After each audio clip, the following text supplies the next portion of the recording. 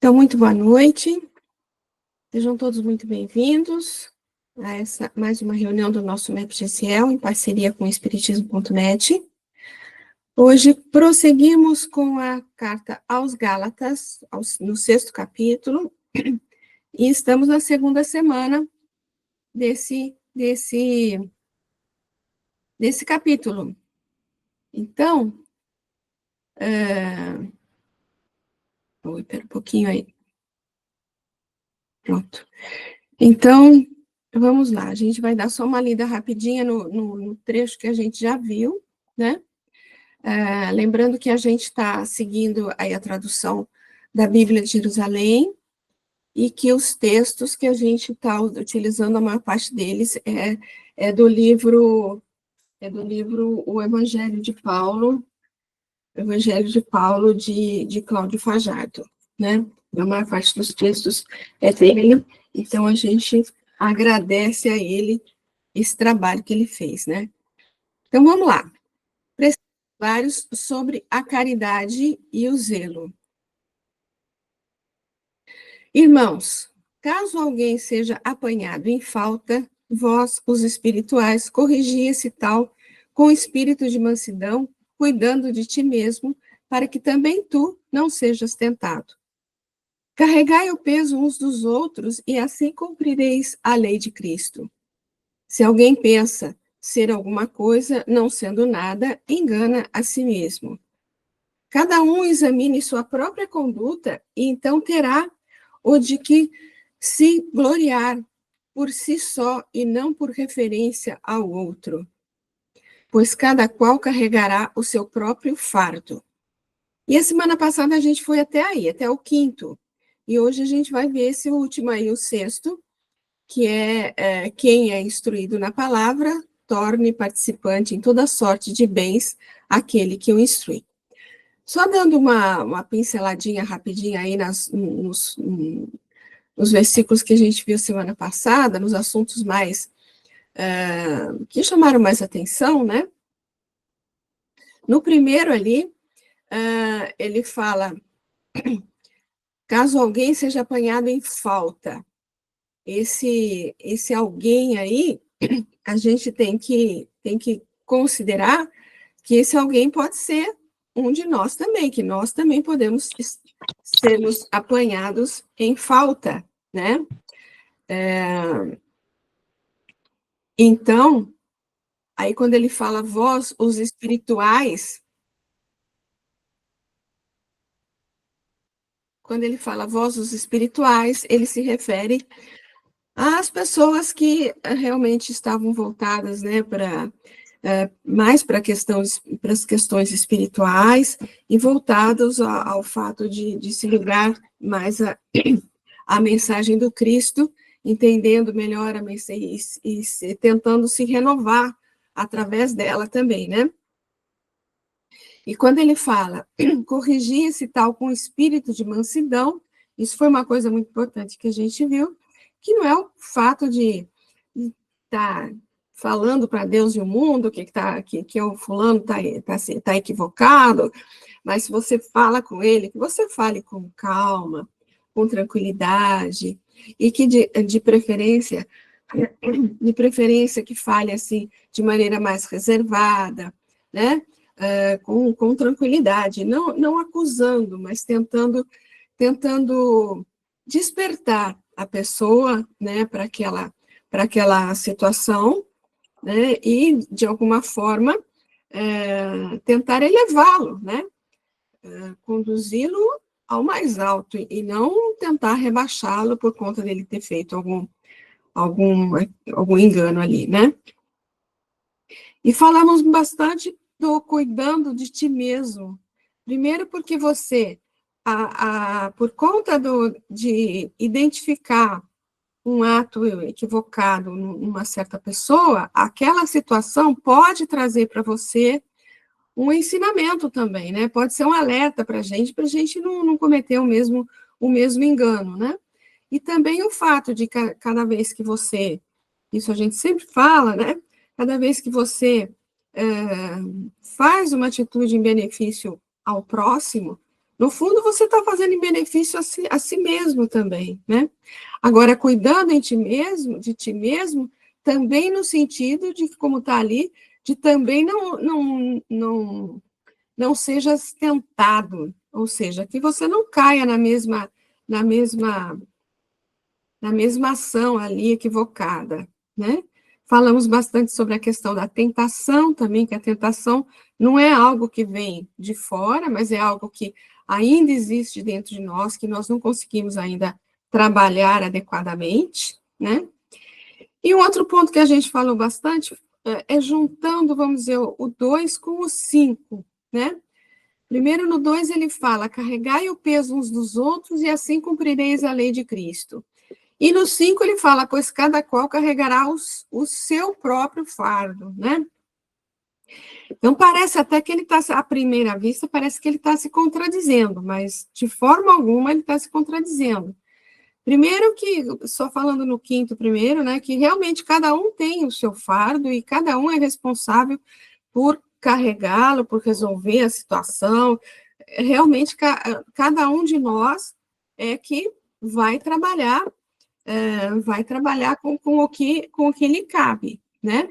Agora, quando ele fala ali no 2 do carregar o peso uns dos outros, é no sentido de que nós estamos aqui para nos auxiliar uns aos outros, né? Que a gente possa, assim, aquela história que Jesus fala: eu não vim para ser servido, mas para servir, que possamos levar isso como exemplo. E sempre que houver possibilidade de nossa parte para a gente auxiliar o outro, para que o fardo dele se torne mais suave, com certeza é nossa missão também, né? E aí hoje ficou esse daqui: quem é instruído na palavra, torne participante em toda sorte de bens aquele que o instrui. É como se ele estivesse falando que você compartilhe com a pessoa que instruiu ou que você está instruindo toda sorte de bens. Agora, a gente tem que pensar que essa palavrinha aí, bens, ela não está se referindo a bens materiais, dinheiro, posses, né? Mas a toda a sua conquista espiritual, né? Ela está se referindo a todos os bens espirituais que você adquiriu, né? Mas vamos ler um bocadinho aqui, depois a gente abre aí para os comentários. Ah, outra coisa, né? Quem é instruído na palavra, quando se refere à palavra, né? Ela tem todo um significado especial dentro do Novo Testamento, do Antigo Testamento também, né? Palavra no Novo Testamento é uma expressão de grande importância para o entendimento do mesmo. No princípio era o Logos, isso ele está se referindo ali ao Evangelho de João, né? Que no Evangelho de João ele começa, na verdade ele começa, né? No princípio havia o Verbo, e o Verbo estava junto de Deus, e o Verbo era Deus. Ele estava no princípio junto de Deus, né? Então, em alguns... Quem acompanhou o estudo do Haroldo, do Evangelho de João, os primeiros episódios, ele fala os primeiros episódios ele fala só sobre essa palavrinha aí, logos, né? E ele faz toda uma reflexão em cima dessa palavra aí, né? Então, olha, no princípio era o logos, afirma João. Logos é um termo grego que pode ser traduzido como por verbo, e aqui na tradução do Haroldo ele põe verbo, né? No princípio havia o verbo, né? Pode ser traduzido por verbo, palavra, poder criador, representado assim os primeiros movimentos da Gênese em todo ou qualquer processo de criação, de acordo com a capacidade individual de entendimento. O poder criador, né? Porque Deus disse, né? Haja luz. Então, o que ele fala, o verbo de Deus ali, era um poder criador, né? O Logos se fez carne. Aqui no Na tradução do Haroldo, ele fala: o verbo se fez carne, né? Se corporificou, continua o evangelista definindo a importância da realização do projeto. Não só o pensamento, não só a intenção, mas prática. Em essência, o evangelho não é o que está escrito, mas as atitudes de Jesus. O evangelho não é o livro, né? O evangelho é a mensagem deixada por ele, a mensagem deixada pelas atitudes de Jesus, né? Na parábola do semeador, que está lá em Mateus, Jesus ensina que a semente é a palavra do reino que, ouvida, entendida e convertida em frutos pela dinamização das potencialidades nela contidas, muito produzirá em benefícios para todos. E tem outra referência lá em João 17, que ele fala: a palavra de Deus é a verdade. E como a nos mostrar a importância do campo aplicativo da palavra, Jesus, ora, santifica-os na verdade. O pessoal evangélico que usa muito, né, eles vão para o templo para ouvir a palavra, né, para ouvir a palavra de Deus. É bastante comum, mais entre os evangélicos, né. No Apocalipse, João, né? João afirma como vira o Filho do Homem. Na mão direita ele tinha 7 estrelas, e da sua boca saía uma espada afiada com 2 gumes. O que sai da boca é a palavra, né? O que sai da boca é o que a gente fala, né? E ratificando o mesmo, Paulo, lá nos Hebreus, afirma: pois a palavra de Deus é viva, eficaz e mais penetrante do que qualquer espada de 2 gumes. Ele faz referência em Apocalipse, né? Penetra até dividir alma e espírito, junturas e medulas. Ela julga as disposições e intenções do coração. Apesar de que, quando Paulo escreveu Hebreus, João ainda não tinha escrito Apocalipse, né?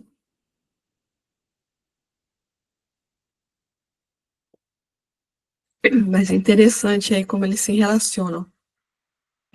Portanto, ser instruído na palavra é ser educado na verdade de Deus, compreendendo a vida sob a ótica do espírito imortal, que transcende a tudo, que é imediatista e transitório. É se mover no amor, que é a única realidade imperecível do universo. A quem muito é dado, muito será pedido, assim recebendo essa instrução rica de espiritualidade, mais responsável nos tornamos. Essencialmente nós, que já temos o Evangelho, a doutrina espírita, o Primeiro Testamento, né? Por isso, o missivista orienta: torne participante em toda sorte de bens aquele que o instrui. Isto é, compartilhe os seus bens. Se o primeiro desejo do educando é aprender, o segundo é ensinar, ou seja, passar adiante o que aprendeu. Então, ele vai falar um pouco sobre essa palavrinha, bens, né? Se num primeiro momento em que mais valorizamos o que é material, entendemos como bens o que possuímos de acordo com a valorização do mundo. À medida que nos espiritualizamos, entendemos que nossos bens são as conquistas que realizamos na esfera do espírito. E é este entendimento que temos o dever de divulgar, pregando o evangelho a todas as criaturas, pois simbolicamente aquele que instrui significa todas as criaturas com quem ladeamos, já que Deus se manifesta através das criaturas e com todas aprendemos pela vida de relação a nos tornarmos melhores e mais perfeitos instrumentos a refletir a luz divina em todas as manifestações. Achei tão bem lembrado, né? Porque a gente aprende com todo mundo que está à nossa volta, né? Todo mundo que está à nossa volta, às vezes nos dá algumas lições que a gente não está nem esperando, né? ou certas situações que aparecem por aí. Então, achei muito interessante aqui, que a gente significa as criaturas com que ladeamos, que a gente tanto pode aprender como pode auxiliar, de certa forma, né? Portanto, repartir os nossos bens, né? Ou seja, nossas conquistas espirituais. Comentários, pessoal? Boa noite para a Lenise, para a Zezé. Boa noite, gente. Desculpa o atraso. Boa noite. Lenise, querida, fala. Boa noite, pessoal. Boa noite. Eu cheguei atrasada porque tivemos que atender um caso especial lá, viu, Valdete? Desculpa.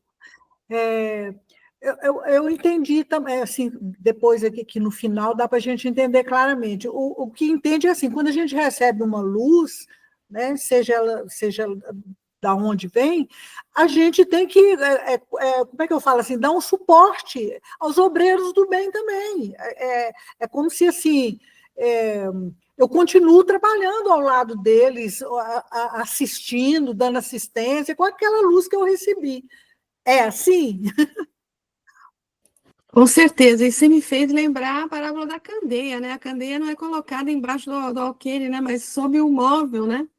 Então, quando você tem disposição, possibilidade, né? Porque ele fala, brilha a vossa luz, né? Brilha a vossa luz.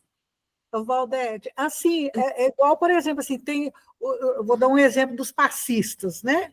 Tem os, na reunião mediúnica, tem os de sustentação, a gente pode se tornar obreiros de sustentação daqueles irmãos maiores, né?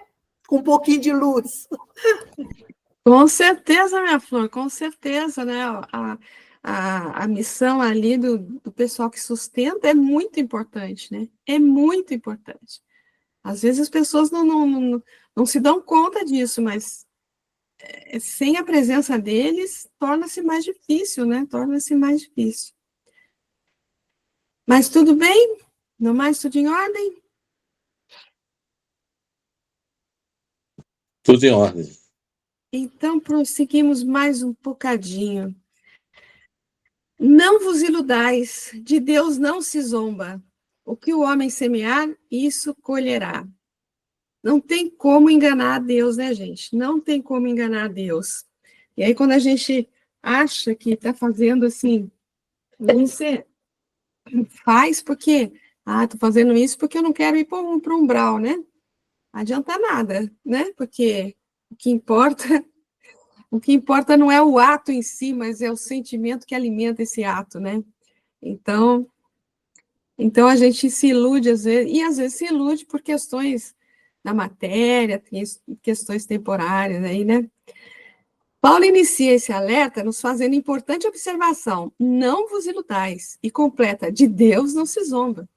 É que aquele que achar que pode enganar a Deus incorre em grande erro, pois não há como trapacear aquele que tudo sabe.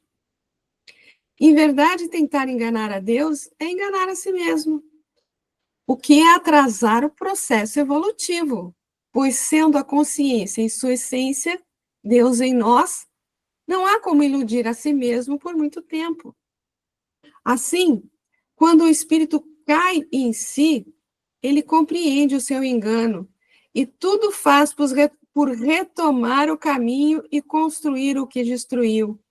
Porém, isso leva tempo e impõe ao ser que anseia regenerar-se muitas dores e dissabores. Esse parágrafo aí do Cláudio, a gente lembra da parábola do filho pródigo, né? Quando ele cai em si, que ele quer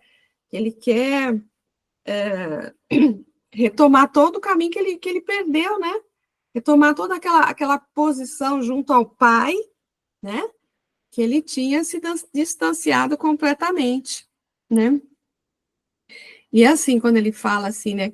Que às vezes são, para regenerar-se, são muitas dores e dissabores, porque às vezes você só cai em si depois do desencarne, né? E isso pode acarretar, então, resgates dolorosos, né? Reencarnações difíceis, né? Hoje, não podemos mais compreender Deus como aquele ser exterior à sua criação e que tudo governa à distância, impondo castigos e recompensas. É preciso entender o Criador, inteligência suprema, em sua imanência e transcendência. Ou seja, Deus não está lá olhando para todo mundo, anotando no caderninho dele quem que ele tem que punir, quem que ele tem que pôr uma reencarnação dolorosa, né? É uma coisa automática, é a lei divina, né? Que funciona sozinha, né? Enfim, assim Deus tudo sabe, pois governa de dentro.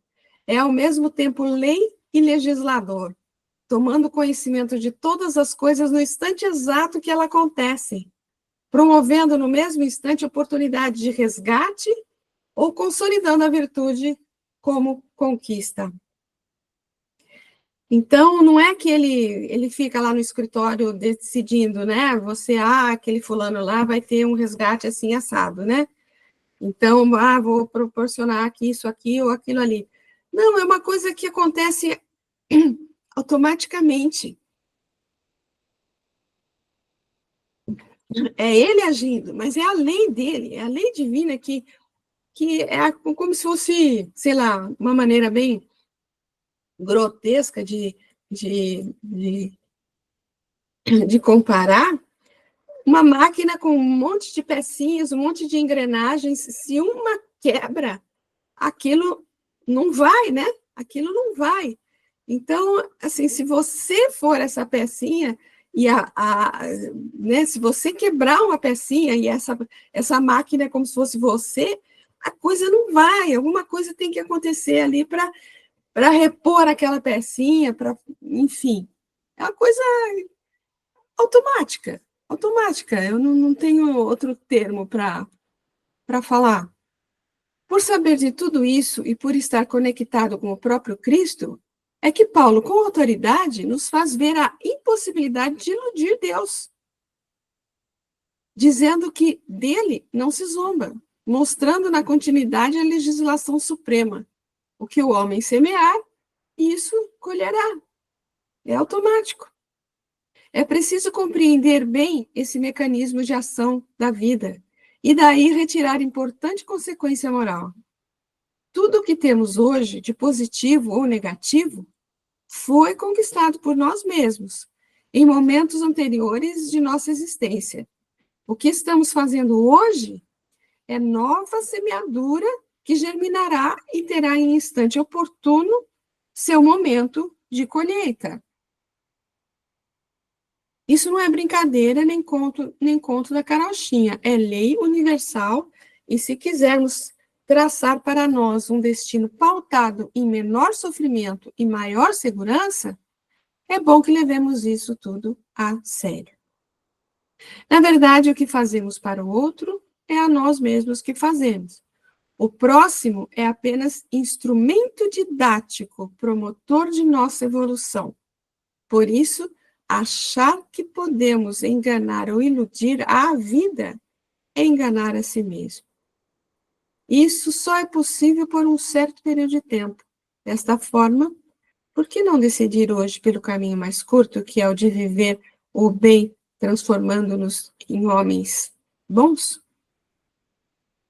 Eu acho interessante o que está ali no segundo parágrafo, que ele fala: o próximo é apenas instrumento didático, promotor de nossa evolução. Eu sempre lembro daqueles textos do Emmanuel, que eu não vou lembrar onde é que ele está, mas que ele fala do próximo, né? Que o próximo é sempre um presente de Deus para a tua vida, para te propiciar um degrauzinho a mais, né? Ou um degrauzinho a menos. Então, ele é um instrumento didático. E tudo que está à nossa volta é instrumento didático, né? Até as pessoas, os amigos, a família, os livros, o que você tem de bens materiais, a tua função no trabalho, tudo é instrumento didático para você aprender melhor, para você evoluir, né? E é o próprio apóstolo dos gentios quem ensina o mecanismo reeducativo. Não vos conformeis com esse mundo, mas transformai-vos. renovando a vossa mente, a fim de poder discernir qual é a vontade de Deus, o que é bom, agradável e perfeito. Quer dizer, não vamos nos conformar com a condição que nós estamos, inclusive. Vamos buscar sempre a nossa renovação, buscar sempre a nossa melhoria, né? E buscando a nossa melhoria, renovando a nossa mente, como ele coloca ali, a gente está promovendo a melhoria do nosso entorno, né?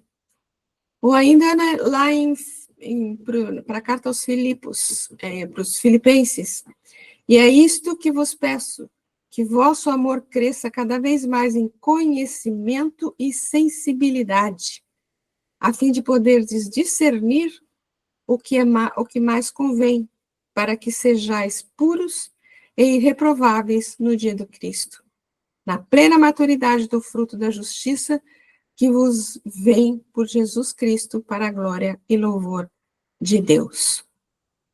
Interessante, né, que ele fala para a gente crescer em conhecimento e em sensibilidade. É lógico que a gente está sempre tentando aprender um pouco mais, né? A gente está sempre lendo, participando de estudo, ouvindo palestra, né? Então a gente está procurando crescer o nosso conhecimento. Agora, quanto mais a gente adquire conhecimento, a gente tem que procurar transformar isso em sensibilidade, né? Porque só decorar versículo, guardar o texto de Emmanuel, sei lá, né? Se não fizer sentido no coração para ter mais sensibilidade, pouco importa, né? Comentários?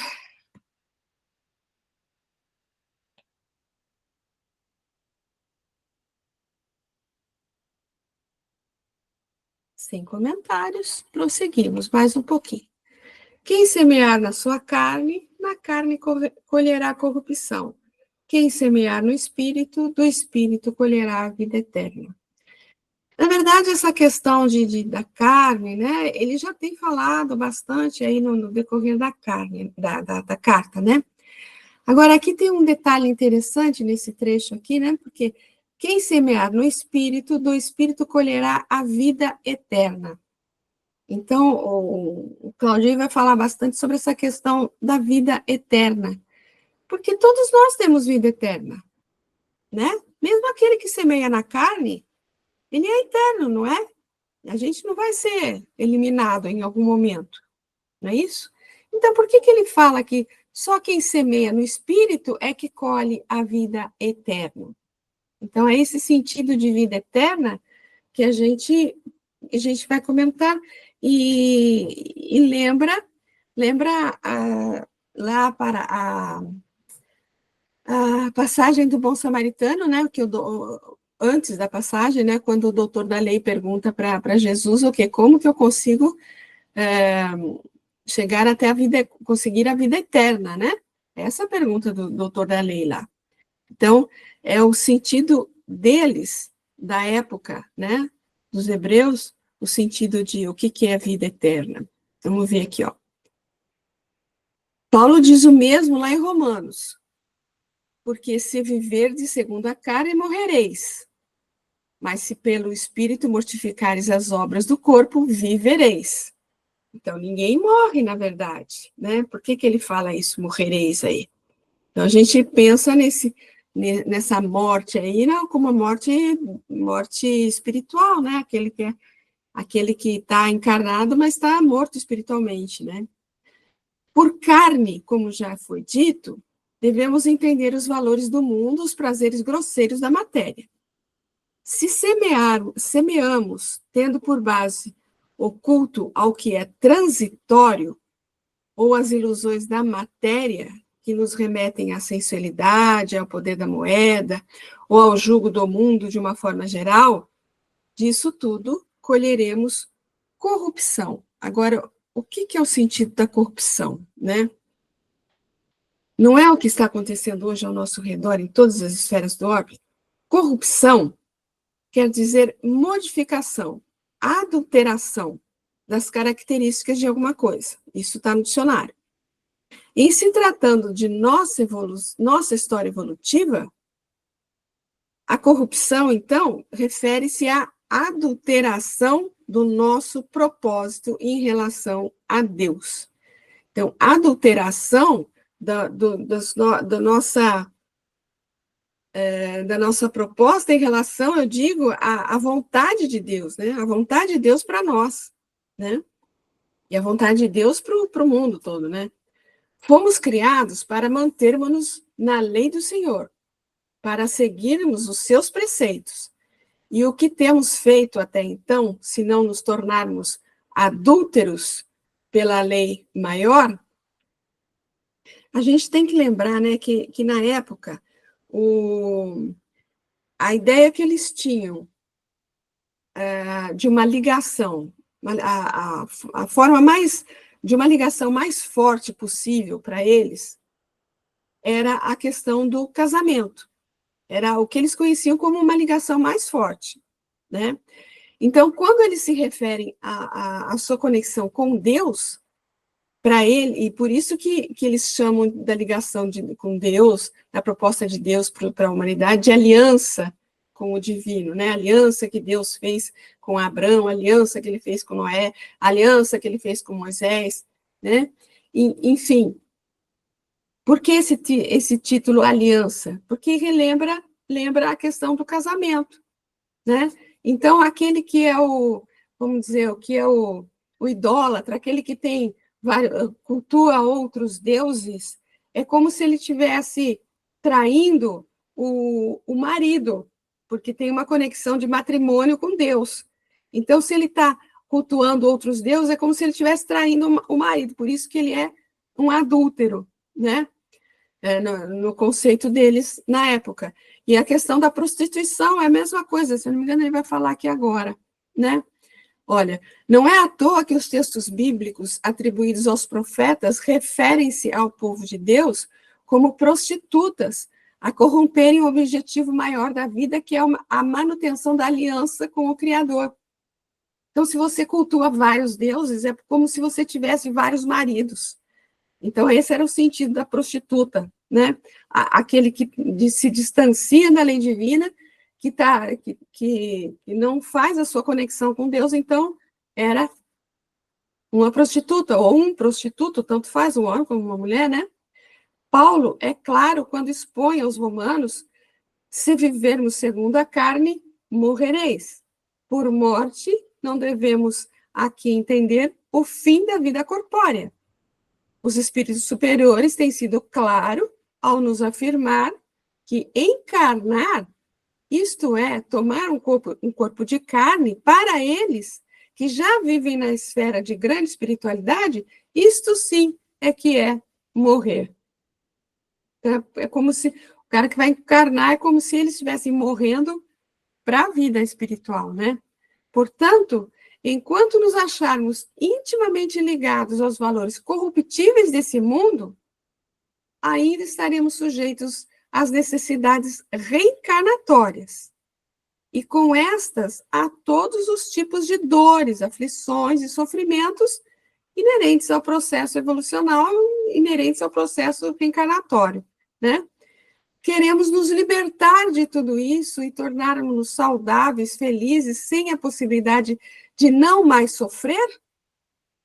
Façamos como orienta o apóstolo, semeemos no Espírito, pois o que semeia no Espírito, do Espírito colherá na vida eterna. Colherá na vida eterna e colherá a vida eterna também. Aqui é preciso ampliar, então, o entendimento. Todos somos imortais, como a gente estava falando no começo, né? Pois criados por Deus de sua própria substância eterna, que é, em última instância, espírito. Não morreremos jamais, ou seja, não perderemos mais a vida. Não seremos exterminados. Então, por que o texto evangélico se refere à vida eterna como consequência de uma vida pautada em espiritualidade e em vivências de uma moral superior? A vida não é eterna para todos? É que a vida eterna no Evangelho significa vida sem a possibilidade de morte. Isto é, É a vida quando o espírito atinge um grau tamanho de pureza que sai do ciclo reencarnatório representado pela dualidade nascer-morrer. Porque ele não falou lá anteriormente, né, que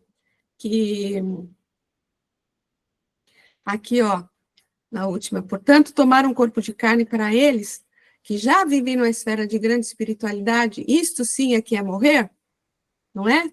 Então quando ele fala aqui, né, que vou ler o último parágrafo aqui, é que vida eterna no Evangelho significa vida sem possibilidade de morte. Isto é a vida quando o espírito atinge um grau tamanho de pureza que sai do ciclo reencarnatório, representado pela dualidade nascer-morrer, ou seja, não há necessidade mais de reencarnação. Ele já está na vida eterna, colhendo na vida eterna e colhendo a vida eterna, né? Atingindo essa fase, não é mais necessário reencarnar e passar pelas injunções da matéria que tanto nos faz sofrer. É a isso que Paulo se refere quando afirma que o último inimigo que há de ser aniquilado é a morte, que o salário do pecado é a morte, mas o dom gratuito de Deus é a vida eterna, por Cristo Jesus, nosso Senhor. Ou ainda lembrando o próprio Jesus quando ensina, eu vim para que tenham vida e a tenham em abundância. Todavia, não nos esqueçamos, para que este milagre da vida se realize em nós, é preciso mortificar as obras do corpo, conforme a orientação do Filho Ilustre de Tarso. Eu achei muito linda essa interpretação do Cláudio. Valdete, Hum. eu estou achando aqui a mãozinha. Então, na verdade, nós corrompemos a perfeição, podemos dizer assim. Isso. Né? A nossa imperfeição, a gente corrompe a perfeição. Por enquanto. Também concordo contigo. A gente corrompe o que está determinado, assim, como um trajeto lindo, vamos dizer assim, para a gente, né? Que Deus traça para a gente, né? A gente acaba corrompendo, a gente vai contra o que ele determina para a gente, contra a vontade dele, a gente está corrompendo. E aí, tem um texto do Emmanuel que ele comenta esse versículo que a gente está vendo. Porque o que semeai na sua carne, na carne ceifará a corrupção. É só uma parte do versículo, né? Está lá no Vinha de Luz, sementeiras e ceifas. Então, vamos ver. Plantaremos todos os dias. É a lei. Tudo que a gente está fazendo, a gente está plantando, né?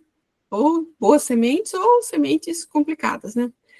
Até os inativos e ociosos estão cultivando o joio da imprevidência. Quer dizer, até quem não está fazendo nada, de alguma forma, está plantando, né? É necessário reconhecer, porém, que diariamente colheremos.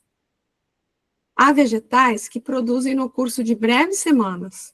Outros, nem tanto, só revelam frutos na passagem laboriosa de muito tempo. Em todas as épocas, a turba cria complicações de natureza material, acentuando o labirinto das reencarnações dolorosas, demorando-se nas dificuldades da decadência. Então, às vezes, algumas coisas que a gente faz aqui, a gente acaba colhendo aqui mesmo, né? Muitos sofrimentos porque a gente passa foi coisas que a gente acabou fazendo por aqui mesmo, né? São coisinhas que a gente semeou aqui mesmo, né?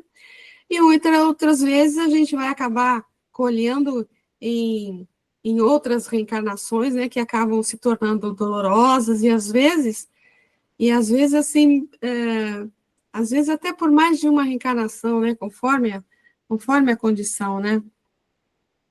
Ainda hoje surgem os que pretendem curar a honra com o sangue alheio e lavar a injustiça com as represálias do crime.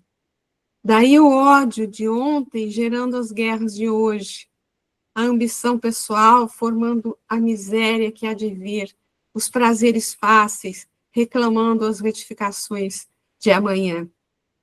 Até hoje, decorridos mais de 19 séculos sobre o cristianismo, apenas alguns discípulos, de quando em quando, compreendem a necessidade da sementeira da luz espiritual em si mesmos, diferente de quantas se conhecem no mundo e avançam o caminho do mestre dos mestres.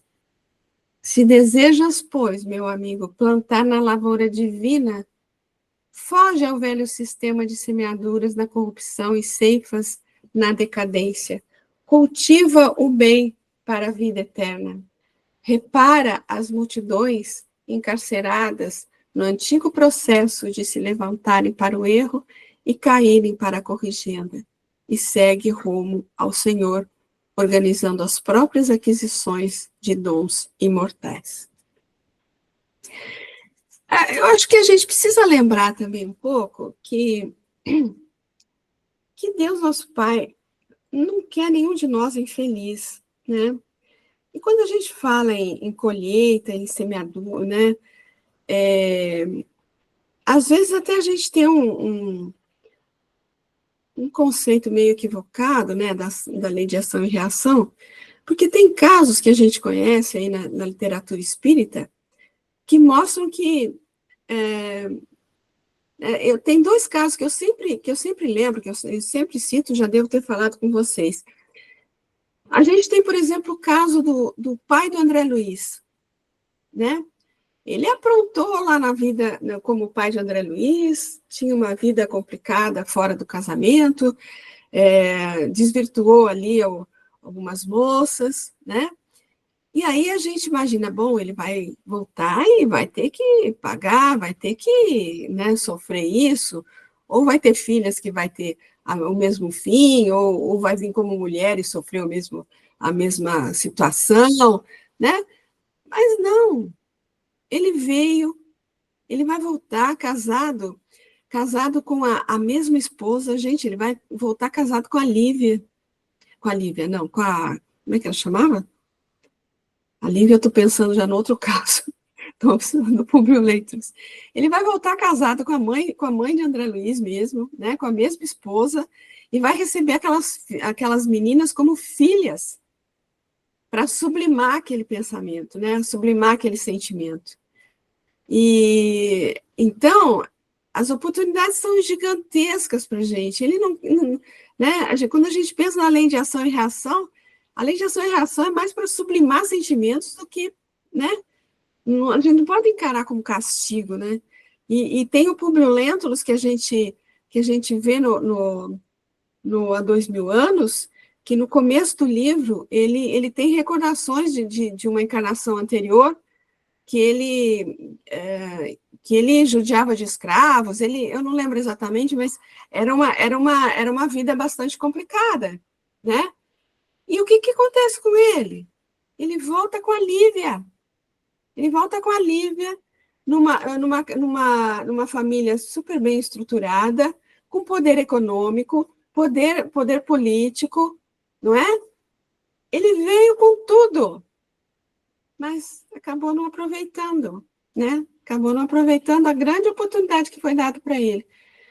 Então, assim, sim, nós colhemos. Publio Lentulus escolheu na própria encarnação certas coisas que ele aprontou ali, né? Por conta do orgulho que ele tinha, né? Então, sim, existem as reencarnações dolorosas, mas existe a misericórdia divina, né? Porque se não houver misericórdia divina, nós não damos conta, não. Não damos conta, não.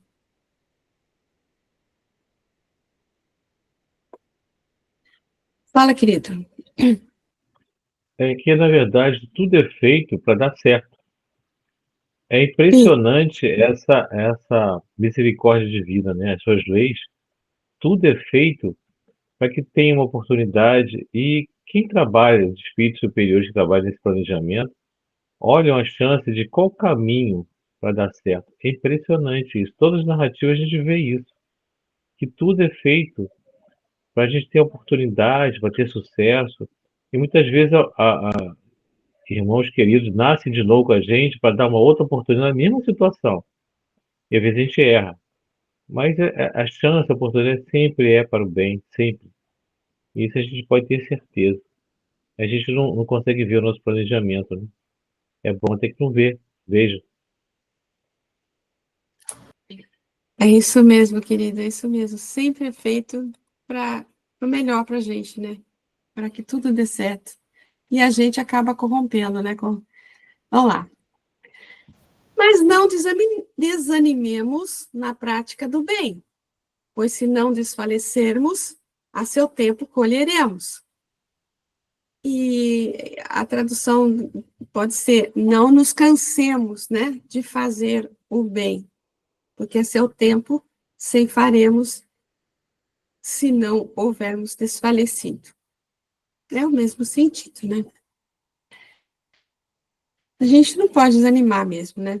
Bom, fazer o bem é uma necessidade básica para aquele que tem por desiderato reeducar-se dentro da proposta evangélica. O objetivo final é fazer-se bom, ou dentro da qualificação paulina, tornar-se nova criatura. É aquela coisa, né? Fazer o bem é o caminho.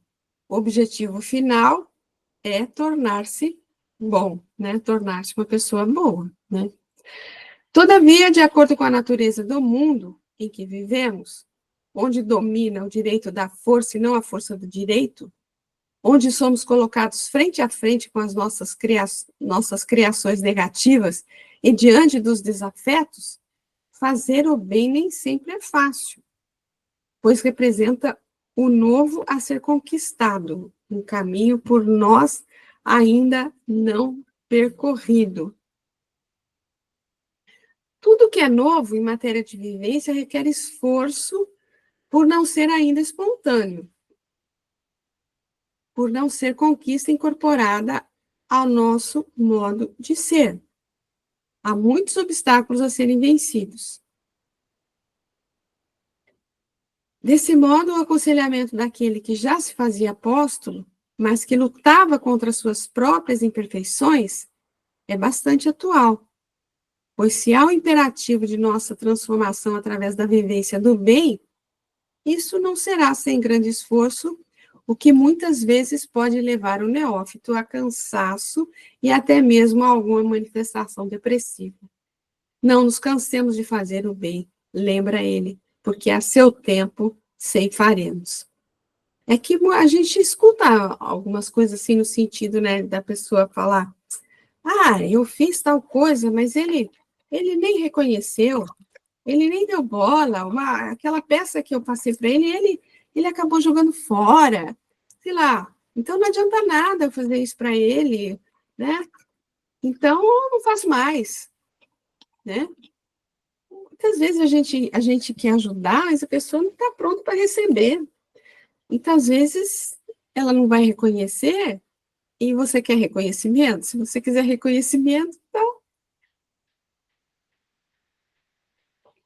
então também não, né? É outra história, né? Mas vamos seguir, irmão. Fala, Lenice, pode falar, querida. Pode interromper?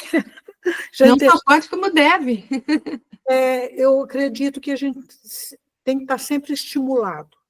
E esse estímulo pode vir de quê? Do propósito de tornar-se uma pessoa melhor, de transformar-se, ser nova criatura. Porque senão, realmente, a gente acaba desanimando por N fatores que ele falou aí atrás. Né? Colocado com pessoas, às vezes, que nos agridem, que nos humilham, sei lá mais o quê. Então, a gente tem que ter o alvo na nossa vida, né? E correr atrás desse objetivo, que é de tornar a nova criatura. Precisa desse estímulo, senão a gente desanima. A gente desanima mesmo, né? E você falou do alvo, né? O Paulo fala, né? Que ele vai sempre para o alvo, né? Bom, nada é gratuito. É preciso compreendermos que a semeadura mais importante é a que realizamos em nós mesmos em favor da nossa reeducação moral. O que, segundo a ótica kardeciana, significa implantar em nosso psiquismo nossos novos caracteres. Quando agir no bem for espontâneo em nós, não mais precisaremos lutar contra o homem velho. Será sinal de que somos a nova criatura dita por Paulo. Será o tempo em que ceifaremos, conforme nos ensina esse versículo. Porém, deixa eu só acabar aqui. Porém, tal só se dará se não houvermos desfalecido, se não tivermos desistido do Evangelho, apesar de todas as lutas que isso significa. Sereis aborrecidos por todos por amor do meu nome, mas quem perseverar até o fim, esse será salvo. Sê fiel até a morte, e dar-te-ei a coroa da vida. Fala, meu querido. Não, eu estou querendo lembrar de onde que é essa frase, é muito conhecida, falando que a disciplina antecede a espontaneidade, né? Eu sei que parece Hã? que é Onde que está Emmanuel que isso? fala. Eu não sei onde é que está, mas é Emmanuel, né? Mas Emmanuel, sim.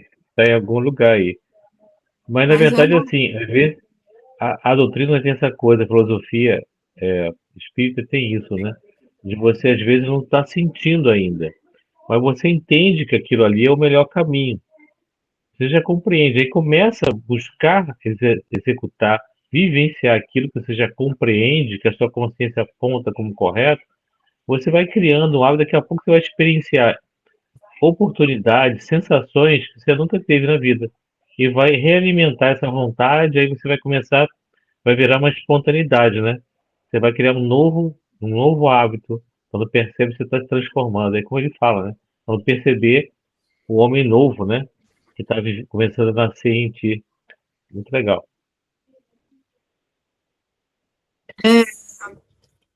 A disciplina... Peraí que eu estou vendo. Eu acho que está na verdade, acho que é de Paulo, viu? Acho que está em Coríntios, capítulo 14, Ah, é versículo Paulo? 40. Eu acho que é. É Emmanuel mesmo. É Emmanuel? É Emmanuel. Se a gente, Ele está no livro botar aí na internet. Coragem. Ele está no livro Coragem. Eu acho que é uma lição quanto puderes. Não é Coragem no livro? É, Zezé? Não tô achando aqui É o livro Coragem. É isso Se mesmo. se pesquisar, entre aspas, a frase, ela vai dizer onde está. Coragem, É isso que eu estava... o título do capítulo é Quanto Puderes. Isso, é isso mesmo. Livro Coragem. Nos falando de Ótimo. quanto pudermos, né, a gente suportar as nossas cruzes, né? Isso. Quanto puderes, não te afastes do lar, ainda mesmo quando o lar te pareça inquietante fornalha de fogo e aflição. Quanto te seja possível, suporta a esposa incompreensível e exigente, ainda mesmo quando surja aos teus olhos por empecilho a felicidade. Quanto estiver ao seu alcance, tolera o companheiro áspero e indiferente, ainda mesmo quando compareça ao teu lado por adversário de tuas melhores esperanças. Não, viu? Quanto puderes, não abandones o filho impermanente. Não estou achando onde que está. Não está não, né? Não. Esse é o texto Do livro. Quanto Não é esse não. É esse não. Mas depois a gente acha, vai? Depois a gente acha. Deixa eu perguntar ao Jolaerte aqui, porque essa frase ele fala muito ela.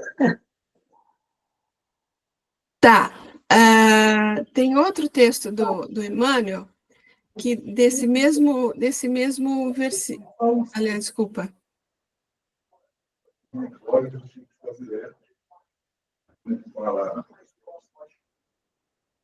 Olha, pessoal, depois ela fala para a gente aí. Tem um texto do Emmanuel que comenta esse versículo que a gente está aqui. Não nos desanimemos de fazer o bem, pois a seu tempo ceifaremos se não desfalecermos. Está no Fonte Viva, não te canses. Quando o buril começou a ferir o bloco de mármore embrutecido, a pedra, em desespero, clamou contra o próprio destino, mas depois, ao se perceber admirada, encarnando uma das mais belas concepções artísticas do mundo, louvou o cinzel que a dilacerara. A lagarta arrastava-se com extrema dificuldade e, vendo as flores tocadas de beleza e perfume, revoltava-se contra o corpo disforme. Contudo, um dia, a massa viscosa em que se amargurava converteu-se nas asas de graciosa e ágil borboleta, e então enalteceu o feio corpo com que a natureza lhe preparara o voo feliz.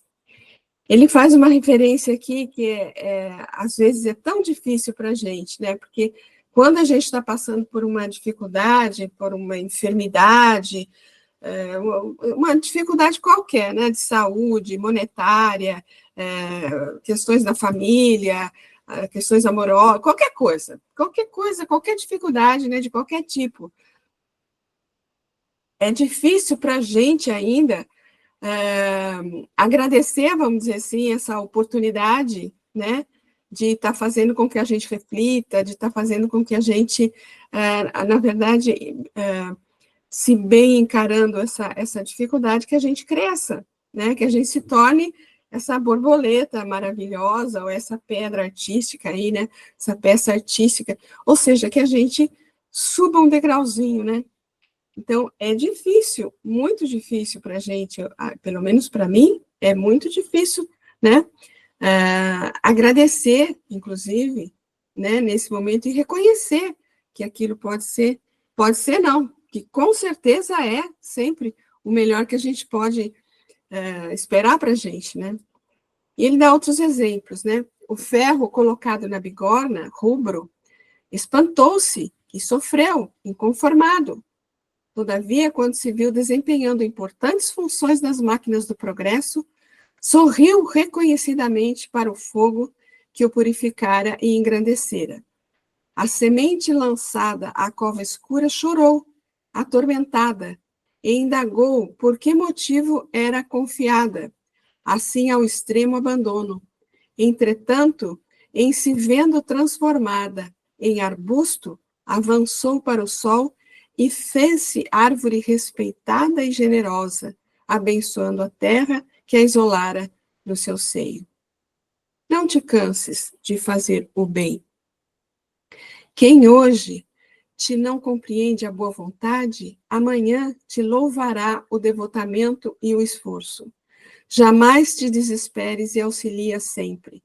A perseverança é a base da vitória. Não ouvides que ceifarás mais tarde em tua lavoura de amor e luz, mas só alcançarás a divina colheita se caminhares para diante entre o suor e a confiança, sem nada desfaleceres.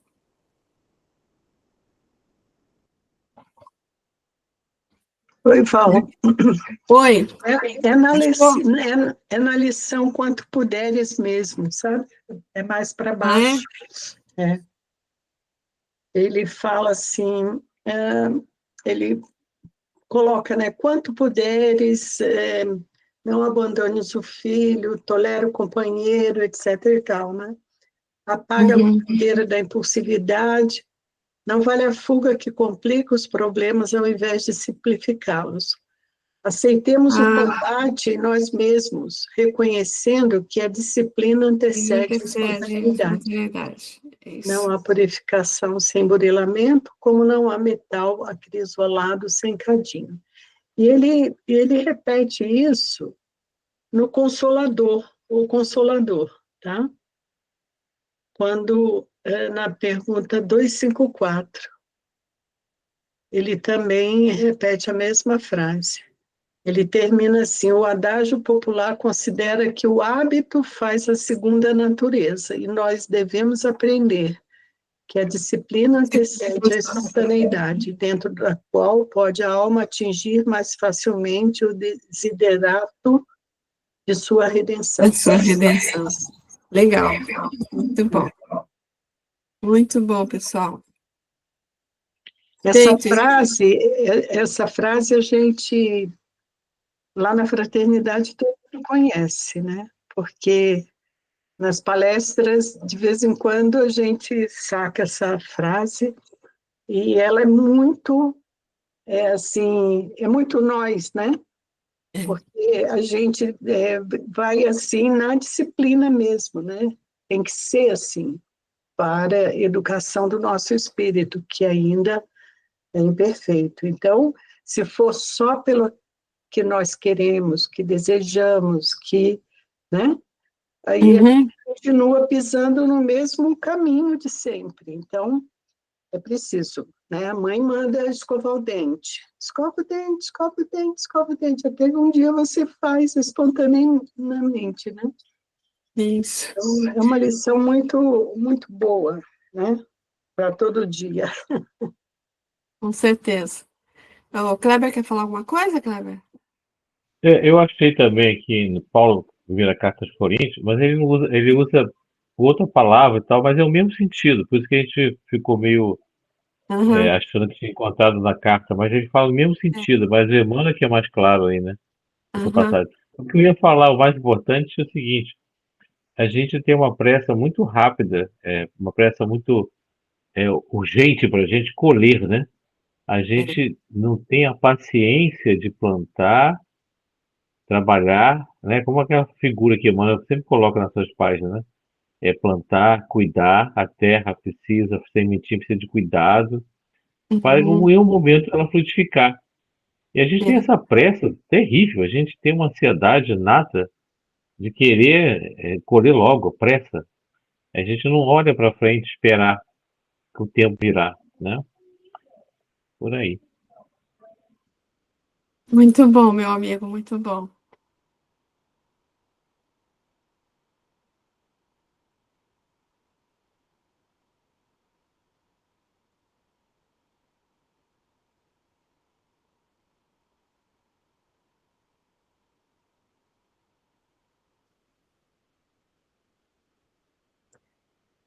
Voltou, né, pessoal? Deu uma caída aqui.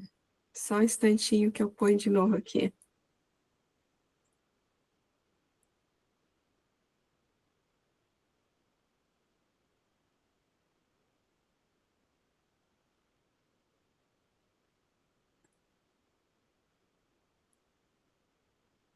Pronto, tá aí, né?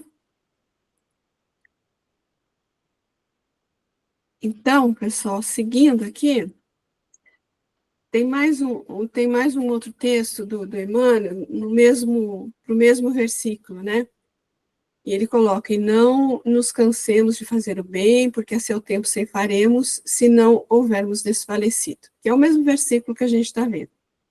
Agora está no Vinha de Luz, sem desfalecimentos. Há pessoas de singulares disposições em matéria de serviço espiritual. Hoje creem, amanhã descreem.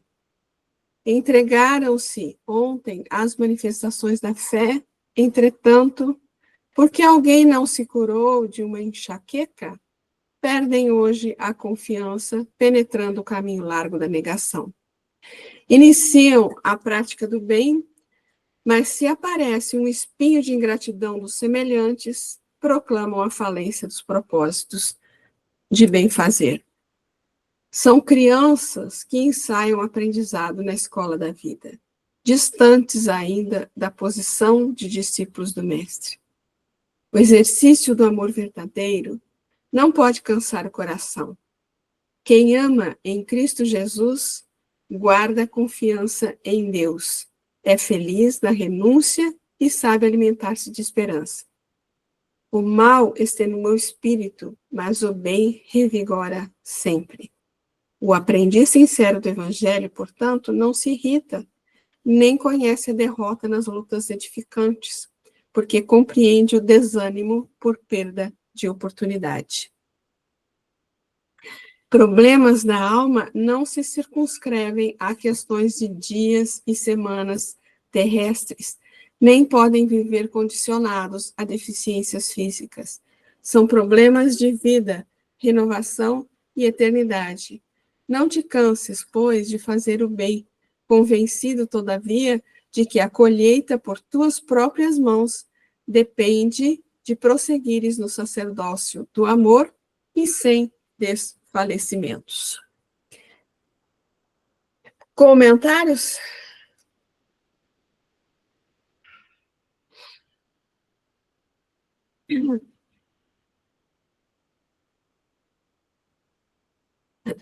Hoje a gente caminhou mais rapidamente.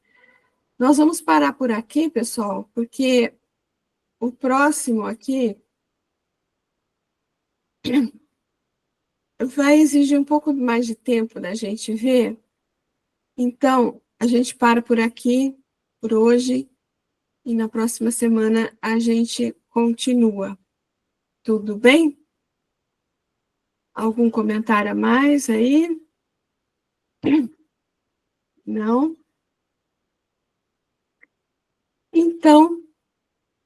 Então por hoje nós encerramos e, se Deus assim o permitir, semana que vem a gente está de volta, prosseguindo aí com a carta, com o 6º capítulo da carta aos Gálatas. Então fiquem com Deus e até a próxima semana, se Deus assim o permitir.